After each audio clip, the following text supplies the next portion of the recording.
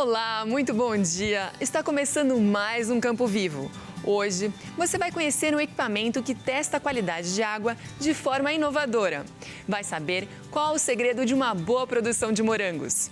E a chuva que chegou pode nos animar para a safra de verão? Vamos te contar se chegou ajuda para cidades ainda em situação de emergência decretada pela estiagem. A polícia prendeu suspeitos de adulterar fertilizantes. E não foi pouca gente não, viu? E você, sabe qual a capital paranaense do vinho? É muita informação aqui no Campo Vivo. Então, fique aqui com a gente, porque o programa só está começando.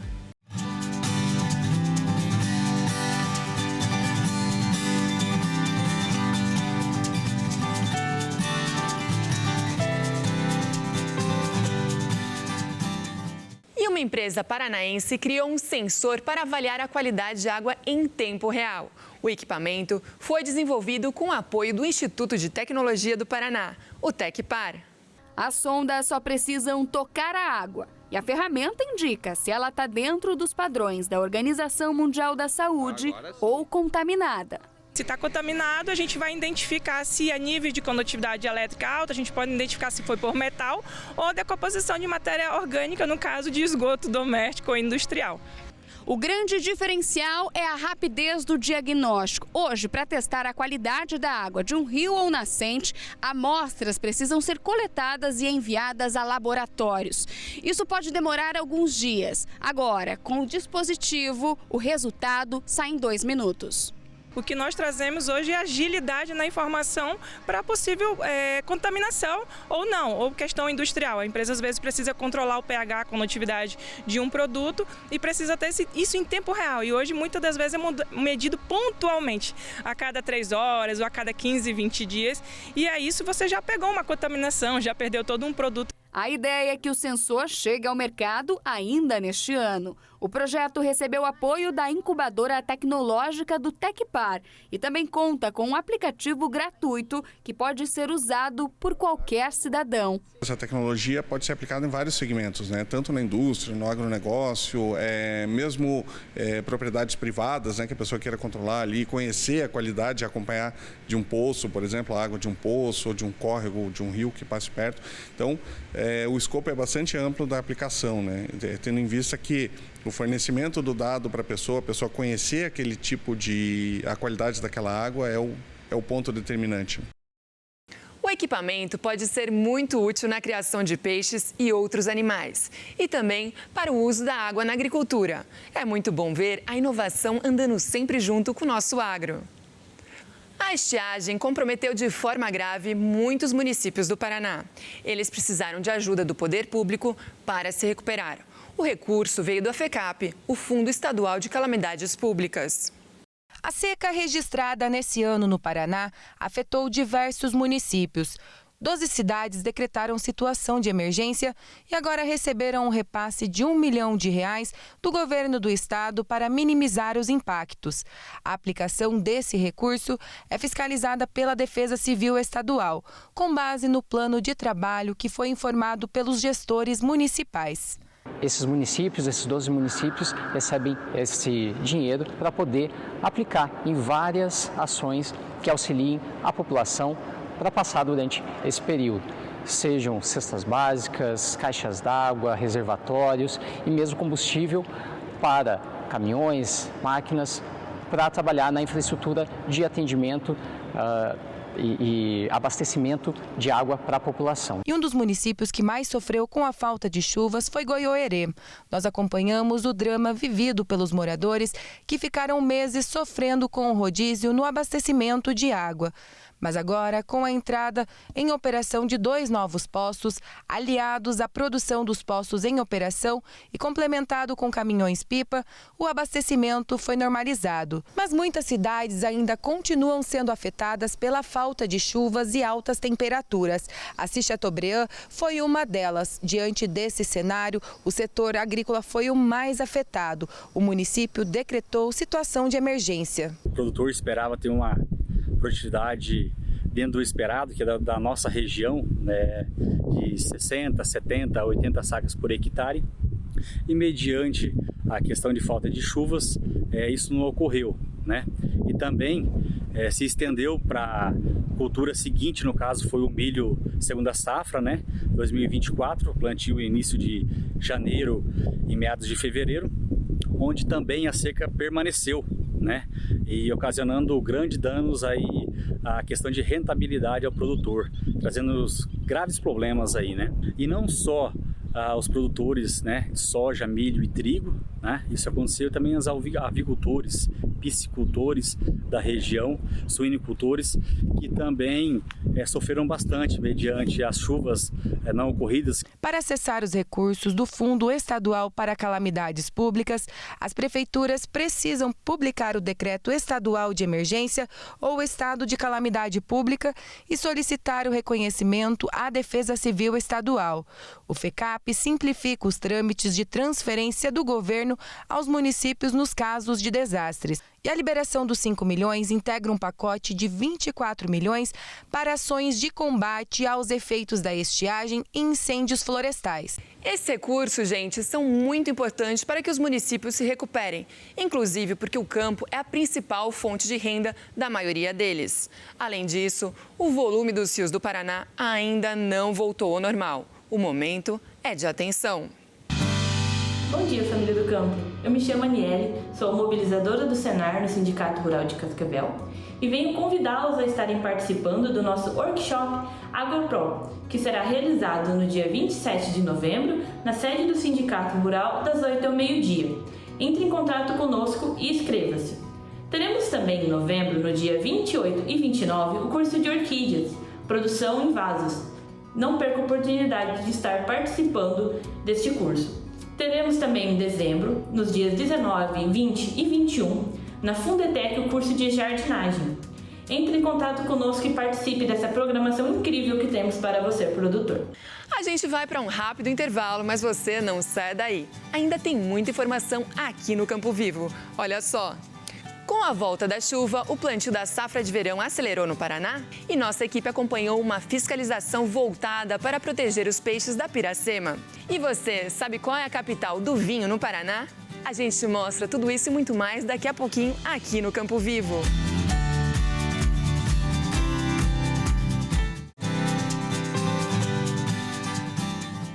O plantio da atual safra de verão aqui no Paraná começou atrasado por conta da estiagem, mas as chuvas estão chegando.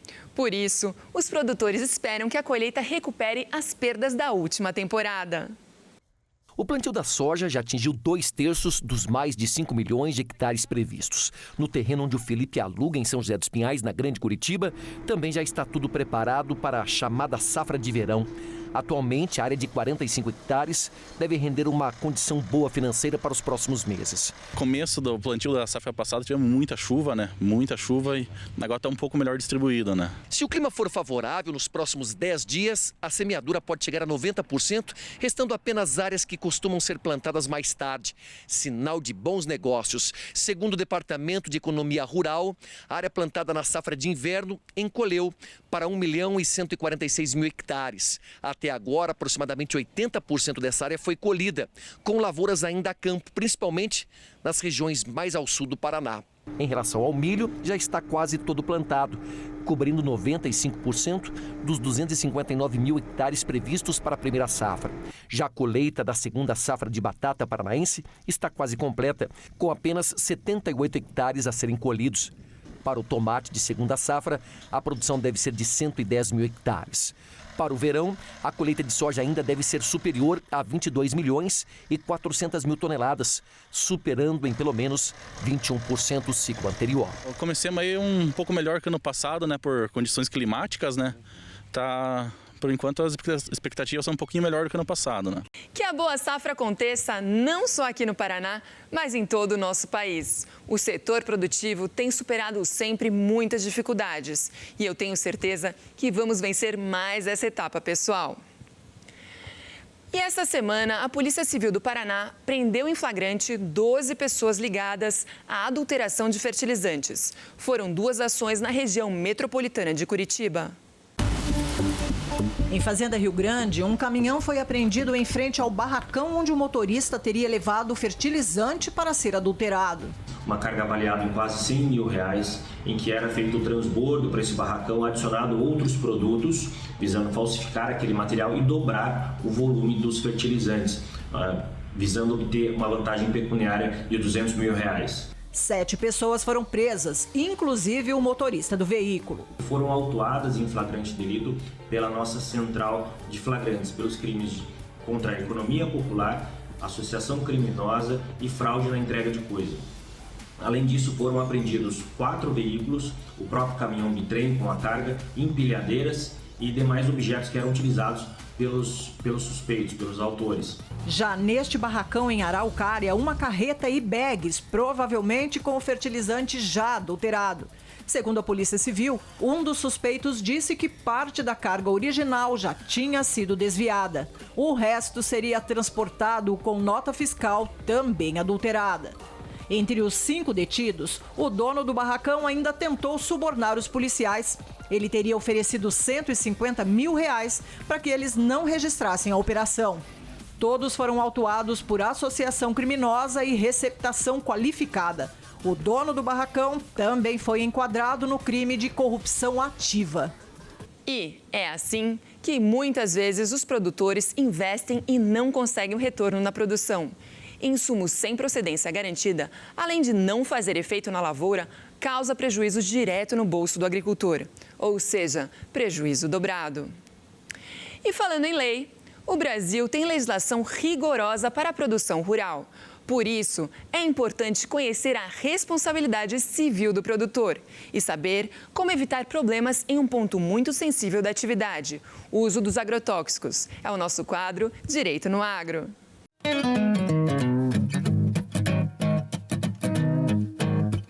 Para começar, é importante entender o que significa responsabilidade civil.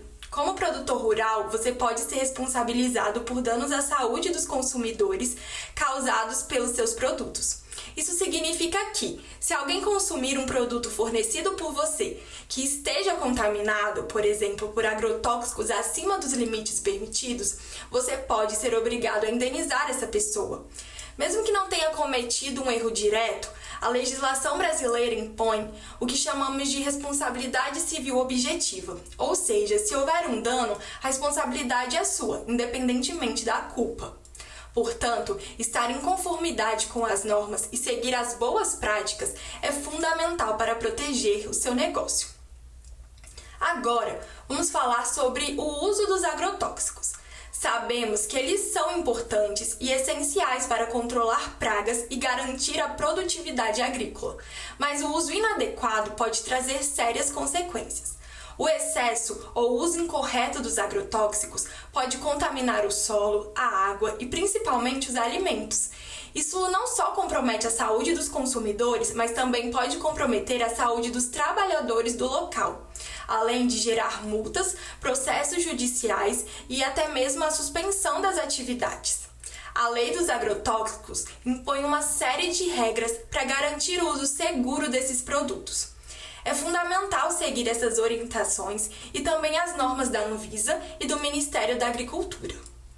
Outra dica importante é manter sempre um registro detalhado sobre a compra, aplicação e descarte dos agrotóxicos. Isso é uma medida preventiva que pode ser muito útil em caso de fiscalização ou de questionamentos legais.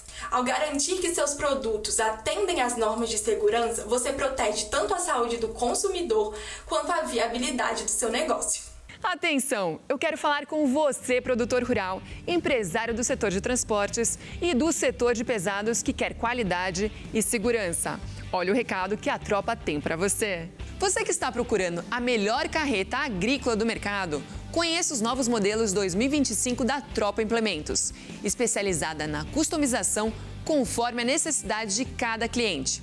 A Tropa dispõe de mais de 20 mil metros quadrados de indústria, energia 100% sustentável e conta com profissionais qualificados e com vasta experiência. E também célula robótica. A Tropa é referência na fabricação de pranchas Carrega Tudo, de 2 a 6 eixos para o transporte agrícola, linha amarela e cargas especiais, sendo reconhecida e respeitada nacionalmente na fabricação de implementos rodoviários inovadores. A tropa conta ainda com a fabricação de carretas autoescola, basculantes quarto eixo e rodo basculante. A tropa é uma indústria que conquistou a confiança de clientes em todo o Brasil e Mercosul. Tropa Carretas. Customize com a tropa, a carreta favorita dos brasileiros. Vamos para mais um breve intervalo, mas é rapidinho, hein? Na volta, a gente mostra como a Polícia Ambiental está trabalhando na fiscalização da Piracema. E o Paraná tem uma capital estadual do vinho. Você sabe qual é esse município? Fique por aqui, a gente volta em instantes.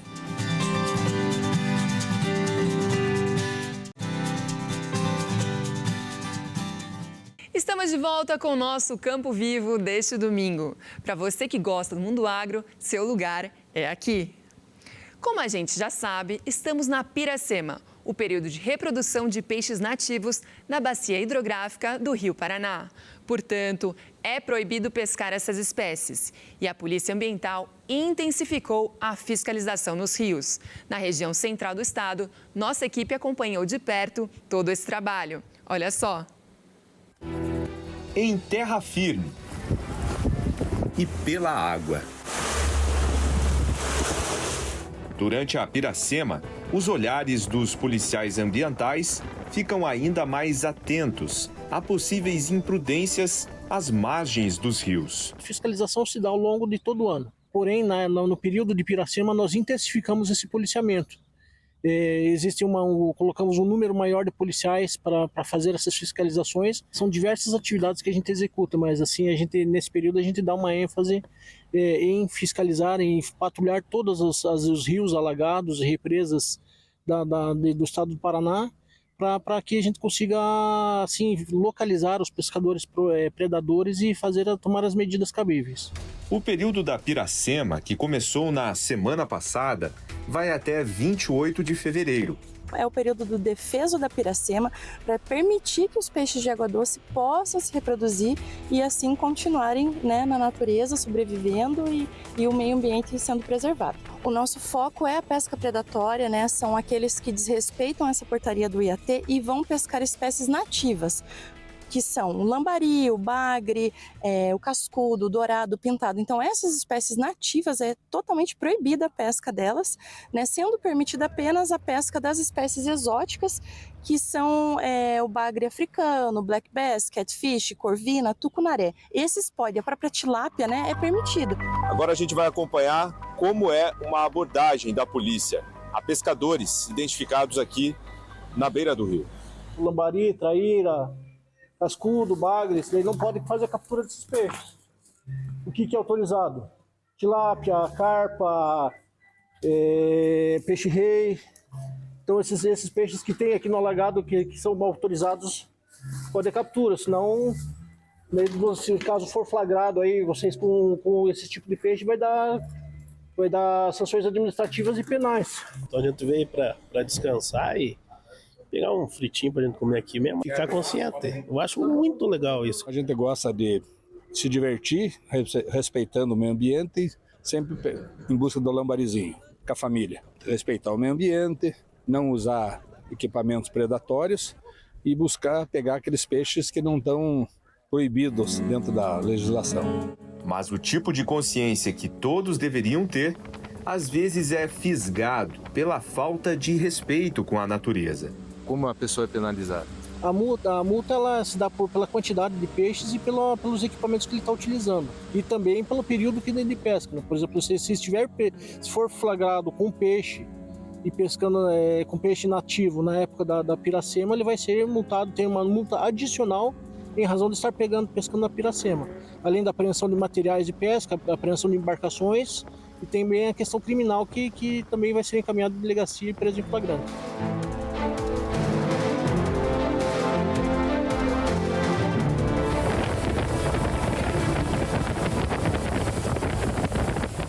É muito mais do que pensar no hoje. O período da Piracema é um período que também serve para que as próximas gerações tenham a oportunidade de conhecer essas espécies que estão no período de reprodução. Eu pesco e solto aqui pertinho, aqui, se pegar uma trairinha aqui, a gente sempre solta. Para continuar, né, para os netos ver como é que funciona. A gente tem 5 netos, né? Então, como funciona, como para preservar, para futuramente eles também brincar. Uma das finalidades do trabalho da Polícia Ambiental é preservar, porque as próximas gerações com certeza têm que ter a oportunidade de visualizar, presenciar e também curtir essa natureza que nós ainda temos no período de hoje.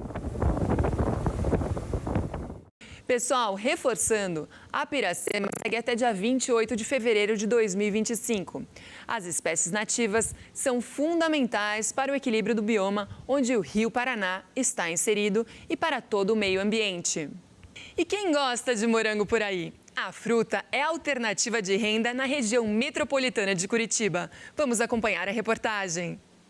Em São José dos Pinhais, qualquer um pode ter a experiência de colher o próprio morango. Desde a década de 90, a família da Giovana investe na produção da fruta. Da nossa propriedade coberta por estufas, nós temos 7.000 metros quadrados, divididos em várias estufas, e mais ou menos 45.000 plantas. Temos atualmente 5 pessoas que auxiliam a gente nessa parte do cuidado com o morango, seja na colheita, na limpeza das folhas velhas, dos frutos que estão estragados, porque tudo isso acaba prejudicando a produção.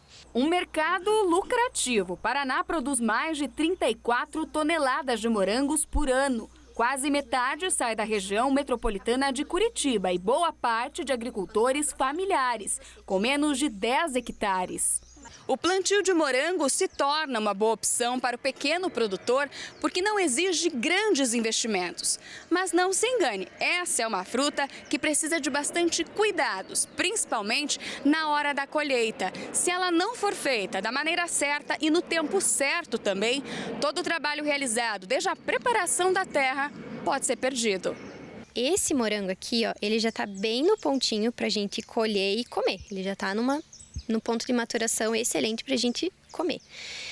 E para fazer a colheita dele, a gente tem que segurar, dar uma viradinha e daí puxar. Ele quebra bem aqui no cabinho e a gente não amassou o morango está intacto. O Paraná tem quase 1.500 produtores de morango. A colheita acontece o ano todo, com volume maior entre outubro e janeiro. Para saber se o morango está doce, ele tem que estar primeiro vermelho. Mas, às vezes, um morango que a gente compra no mercado, ele está vermelho, mas ele não vai estar muito doce, porque foi colhido mais verdinho, mas acabou ficando vermelho ali na cambuquinha, Gente, olha só que interessante a dica da Giovana, não é mesmo? E com toda essa experiência, o Paraná ocupa o 3º lugar na produção de morangos no Brasil. Que maravilha! E você, sabe qual é a capital do vinho no Paraná? Nossa equipe foi conhecer a história muito inspiradora de uma família que se dedica à produção da bebida há mais de 2 gerações. E hoje a gente está aqui numa reportagem especial para falar sobre o vinho aqui no Paraná. Passeio para lá de especial em um parreiral, em uma vinícola aqui da cidade. Você não pode perder. Você vai ficar sabendo qual é a capital oficial do vinho no Paraná e uma matéria completa, cheia de história e emoção, no próximo Campo Vivo, domingo que vem. Marque aí na sua agenda. E com esse pequeno mistério, a gente encerra o Campo Vivo de hoje.